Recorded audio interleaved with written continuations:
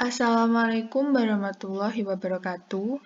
Hari ini kita akan membahas tentang ruang lingkup kimia.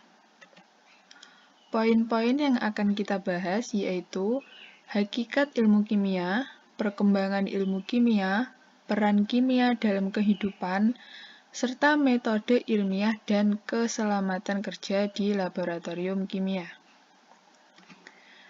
Apa sih hakikat ilmu kimia itu?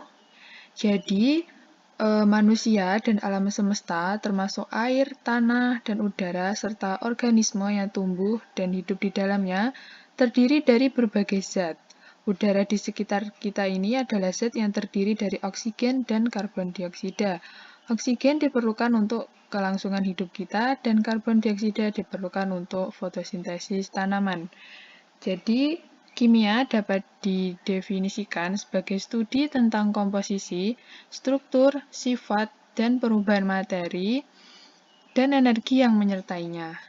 Oleh karena itu, kimia ada di mana-mana dan juga mempengaruhi setiap aspek kehidupan. Inilah mengapa penting bagi kita untuk mempelajari kimia. Melalui kimia, kita bisa membuat bahan-bahan di sekitar kita menjadi lebih bermanfaat. Selanjutnya, alam sekitar kita itu merupakan ruang, dan yang kita lihat adalah sesuatu yang memiliki massa atau berat dan juga volume, sehingga materi didefinisikan sebagai segala sesuatu yang menempati ruang, memiliki massa, volume, dan memiliki sifat-sifat tertentu. Materi memiliki massa, volume, dan sifat, sehingga setiap materi memiliki wujud tertentu. Jika kita melihat sebuah benda atau materi, maka wujudnya bermacam-macam. Nah, di lingkungan kita, itu mudah dijumpai, contohnya seperti kayu, air, dan udara. Berikut ini akan dibahas mengenai sifat, wujud, perubahan, dan juga penggolongan materi. Yang pertama yaitu sifat materi. Untuk ciri-ciri sifat fisik, sifat yang dapat diamati tanpa harus mengubah susunan materi. Dan untuk ciri-ciri sifat kimia, yaitu sifat yang dapat diamati akibat terjadi perubahan suatu materi menjadi materi lain. Untuk contoh dari sifat fisik itu beragam, ada massa, volume, kalor, warna, rasa, bau, titik didih, titik lebur, daya hantar listrik, kelarutan, dan kekerasan. Untuk contoh dari sifat kimia yaitu identifikasi emas dan besi pirit. Yang kedua yaitu wujud materi. Untuk zat padat mempunyai bentuk tertentu, mempunyai volume tertentu, tidak dapat dikompresi atau ditekan karena nilai kerapatannya tinggi, dan juga tidak dapat bergerak. Untuk zat cair, mempunyai bentuk menyerupai wadahnya, mempunyai volume tertentu, sulit dikompresi, dan mudah mengalir. Untuk yang terakhir yaitu gas, mempunyai bentuk mengikuti wadah yang ditempati, mempunyai volume tidak tertentu, mudah dikompresi, dan sangat mudah bergerak atau menyebar ke seluruh arah. Yang ketiga ada perubahan materi. Jadi definisi dari perubahan secara fisika yaitu perubahan yang tidak menghasilkan materi baru. Sedangkan definisi dari perubahan kimia yaitu perubahan yang menghasilkan materi baru. Untuk contohnya dari perubahan fisika adalah perubahan es menjadi air. Untuk yang perubahan kimia yaitu pembakaran kayu menjadi abu. Selanjutnya ada penggolongan materi. Berikut adalah gambar atau bagan dari penggolongan materi yang materi sendiri dibagi menjadi zat murni dan juga campuran. Untuk zat murni terdiri dari unsur dan senyawa, untuk yang campuran terdiri dari homogen dan heterogen. Poin yang kedua yaitu perkembangan ilmu kimia. Sekitar 3500 sebelum Masehi, peradaban Mesir kuno telah memulai reaksi kimia. Saat itu, orang tahu cara membuat anggur, mengawetkan mayat, dan mengolah beberapa logam seperti tembaga dan juga timah. Sekitar abad keempat sebelum Masehi, para filsuf Yunani termasuk Demokritus dan Aristoteles mencoba memahami sifat materi. Nah, menurut Demokritus, materi tidak kontinu dan terdiri dari partikel-partikel kecil yang disebut dengan atom. Namun Aristoteles menolak pandangan Demokritus dan percaya bahwa materi itu terus-menerus dan tidak ada yang tak terpisahkan. Pada abad pertengahan dari tahun 500 hingga 1600, kimia lebih berfokus pada aspek praktis daripada pemikiran tentang sifat material. Pada saat itu, para ilmuwan Arab dan Persia telah mampu menghasilkan berbagai zat seperti alkohol, arsenik, seng, asam iodik, asam sulfat, dan juga asam nitrat. Jadi, ahli kimia abad pertengahan mencoba mengubah beberapa logam seperti besi, tembaga, seng menjadi timah. Selain itu, mereka juga berusaha mencari obat yang dapat memperpanjang umur tanpa batas. Nama ilmu kimia lahir pada masa ini. Nama itu berasal dari bahasa Arab alkimia yang artinya perubahan materi. Nama itu diberikan oleh seorang ilmuwan Arab terkemuka yaitu Jabir ibnu Hayyan. Kimia modern dapat dikatakan lahir pada abad 18 ketika ahli kimia dari Perancis Antoine Laurent Lavoisier melakukan serangkaian percobaan yang akhirnya menemukan hukum kekekalan massa, dan juga pada tahun 1803 John Dalton, seorang guru sekolah dari Inggris, mengajukan teori atom yang pertama. Poin yang ketiga yaitu peran ilmu kimia dalam kehidupan. Untuk yang pertama yaitu ada manfaat belajar kimia. Jadi manfaat lain dari belajar kimia adalah mengubah bahan alam menjadi produk yang lebih bermanfaat untuk memenuhi kebutuhan kita, seperti membuat sabun dari minyak sawit. Dunia modern adalah dunia di mana manusia telah terbiasa memperoleh kemudahan dari kimia, pembuatan sabun, pasta gigi, tekstil, kosmetik, plastik, obat-obatan, pupuk, pestisida, bahan bakar, cat, bumbu masak, dan berbagai makanan olahan merupakan hasil dari aplikasi kimia. Hampir semua bahan yang kita butuhkan sedikit banyak pernah mengalami kontak kimia secara langsung maupun tidak langsung. Tidak hanya bahan yang dibutuhkan dalam kehidupan sehari-hari, kimia juga berperan penting dalam berbagai produk teknologi seperti televisi, pendingin, dan pesawat terbang. Bahan yang digunakan dalam produk ini memerlukan komposisi dan sifat khusus yang ditemukan oleh ahli kimia. Sebagai contoh, pada industri mobil, mulai dari logam untuk rangka dan mesinnya, cat, ban, plastik, serta kaca untuk komponen lainnya, semua itu memerlukan pengetahuan kimia.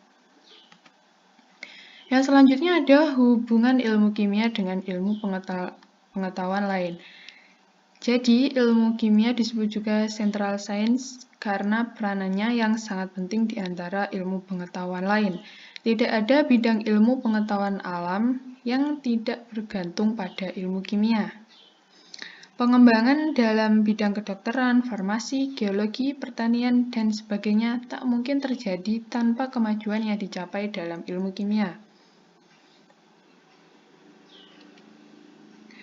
Berikut adalah bagian central science. Jadi ilmu kimia itu sangat berguna bagi bidang-bidang yang lain, untuk biologi, untuk mempelajari materi dan interaksinya dalam sistem hidup.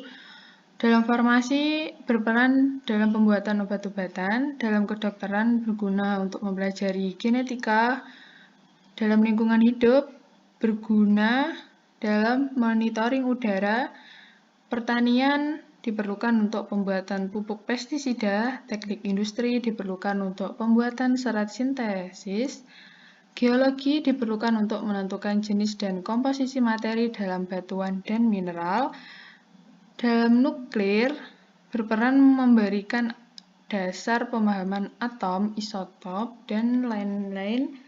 Dalam fisika berperan untuk mempelajari sifat fisis. Jadi, semua bidang itu sangat berhubungan dengan ilmu kimia.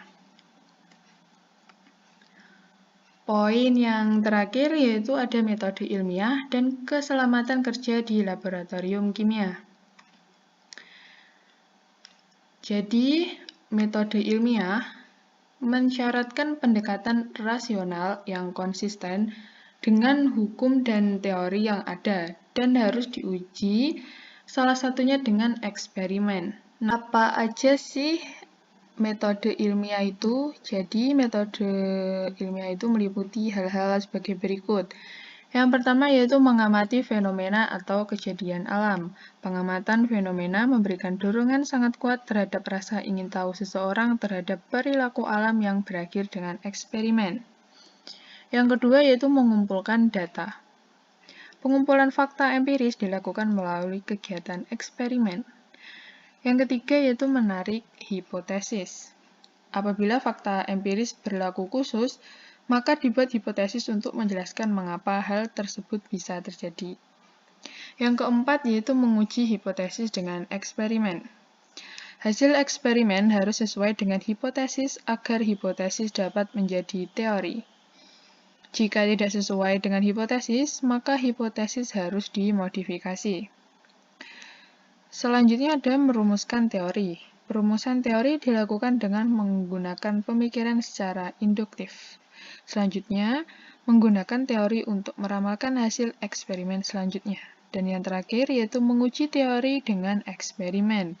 Yaitu apabila hasil eksperimen sesuai dengan ramalan teori, maka suatu teori menjadi baku dan suatu teori baru harus dapat menjelaskan hasil eksperimen sebelum dan sesudahnya. Yang kedua, ada kegiatan eksperimen. Kegiatan eksperimen dilakukan melalui beberapa tahapan, yaitu sebagai berikut. Yang pertama adalah merencanakan eksperimen. Beberapa hal yang dilakukan dalam merencanakan sebuah eksperimen meliputi identifikasi variabel. Variabel di dalamnya yaitu terdiri dari variabel bebas, terikat, dan juga kontrol. Setelah identifikasi variabel, yaitu dilakukan pemilihan peralatan yang sesuai, melakukan pengamatan yang akurat, dan menilai keselamatan eksperimen. Selanjutnya, tahap yang kedua yaitu mengumpulkan data hasil eksperimen. Pencatatan data harus jelas, biasanya dalam bentuk tabel yang berisi variabel bebas dan variabel terikat. Variabel kontrol tidak disertakan karena tetap. Selanjutnya, mengolah dan menganalisis data. Pengolahan dan penyajian data penting agar dapat menganalisis data dengan benar. Data biasanya disajikan dalam bentuk tabel, grafik, dan diagram. Yang selanjutnya yaitu menarik kesimpulan. Perumusan mengenai apa yang diperoleh dari suatu eksperimen secara kualitatif maupun kuantitatif. Dan yang terakhir yaitu membuat laporan kegiatan eksperimen. Hasil eksperimen dikomunikasikan secara tertulis dalam bentuk laporan kegiatan eksperimen. Yang selanjutnya yaitu ada keselamatan kerja di laboratorium kimia. Ilmu kimia adalah ilmu yang berlandaskan eksperimen. Oleh karena itu, laboratorium akan sangat membantu dalam mempelajari ilmu kimia. Bekerja di laboratorium kimia itu harus hati-hati karena banyak terdapat bahan kimia yang berbahaya. Demikian juga dengan pemakaian alat-alat laboratorium yang sebagian besar terbuat dari gelas dan mudah pecah. Berikut adalah beberapa hal yang perlu diperhatikan selama bekerja di laboratorium. Yang pertama ada sumber-sumber kecelakaan kerja. Jadi ada beberapa sumber bahaya yang berpotensi menimbulkan kecelakaan kerja dapat dikategorikan sebagai berikut. Yang pertama ada bahan kimia. Bahan kimia berbahaya itu dapat digolongkan ke dalam beberapa kategori, yaitu bahan kimia yang eksplosif,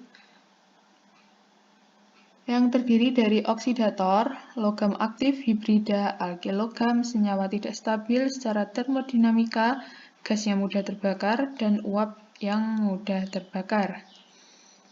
Kemudian ada bahan kimia yang korosif, ada bahan kimia yang merusak paru-paru, bahan kimia beracun, dan bahan kimia karsinogenik. Yang kedua ada aliran listrik. Penggunaan peralatan dengan daya yang besar akan memberikan kemungkinan untuk terjadinya kecelakaan kerja. Jadi beberapa faktor yang harus diperhatikan yaitu pemakaian safety switch yang dapat memutus arus listrik jika penggunaan melebihi limit. Berhati-hati dengan air, pertimbangan bahwa bahan kimia dapat merusak peralatan listrik, dan juga perhatikan instalasi listrik jika bekerja pada atmosfer yang mudah meledak. Yang terakhir ada api. Jadi, jika Anda harus bekerja menggunakan api, sebaiknya berhati-hati dalam menangani bahan atau cairan kimia yang mudah terbakar. Hidrokarbon, aseton, benzina, butanol, etanol, diethil ether, karbon disulfida, toluena, heksana, dan lain-lain.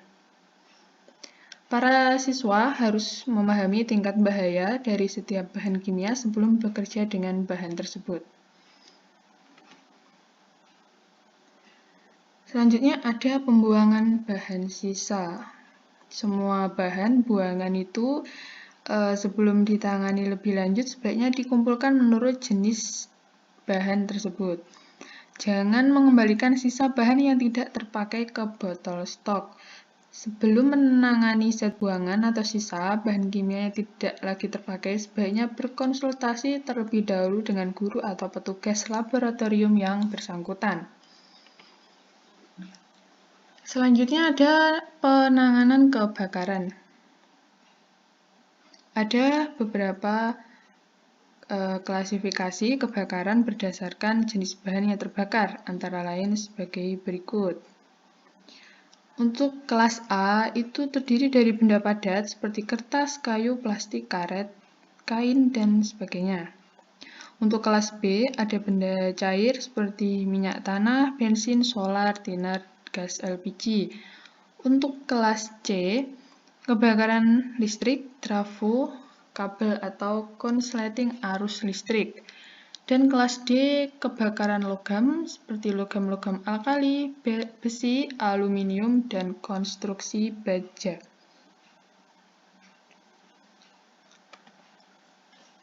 Kemudian bergantung pada jenis api yang terjadi, berbagai macam pemadam kebakaran yang dapat dipakai adalah sebagai berikut. Yang pertama ada air. Karena air itu kan diperoleh mudah dan juga cepat dalam pemadaman, air berfungsi sebagai pendingin dan menyelimuti bahan dari oksigen oleh adanya uap air yang terbentuk. Air amat baik untuk api kelas A, yaitu kebakaran kertas, kayu, karet, dan sebagainya, namun pemadaman air berbahaya untuk api kelas B, C, dan juga D. Untuk yang kedua ada busa. Busa adalah dispersi gas dalam cairan yang berfungsi mengisolasi bahan dari oksigen. Nah, pemadam kebakaran jenis busa cukup efektif untuk api kelas A, B, tapi berbahaya untuk api kelas C dan juga D. Yang ketiga ada bubuk kering. Bubuk kering adalah bubuk halus campuran bahan kimia yang mudah mengalir apabila disemprotkan. Dalam pemadaman api, bahan tersebut berfungsi untuk melindungi bahan dari oksigen, melindungi bahan dari radiasi panas, menyerap radikal pembentuk reaksi rantai. Jenis pemadam ini amat baik untuk api kelas A, B, dan juga D, tetapi tidak efektif untuk tempat yang berangin atau di luar.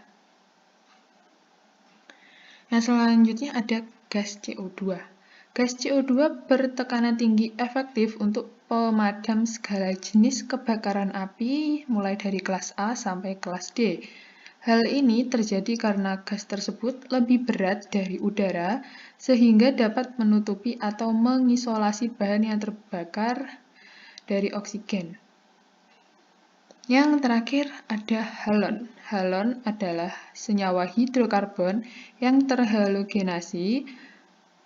Jenis pemadam kebakaran ini berfungsi sebagai pembentuk selimut inert yang mengisolasi bahan dari oksigen dan juga penyerap yang efektif terhadap radikal penyebab reaksi berantai.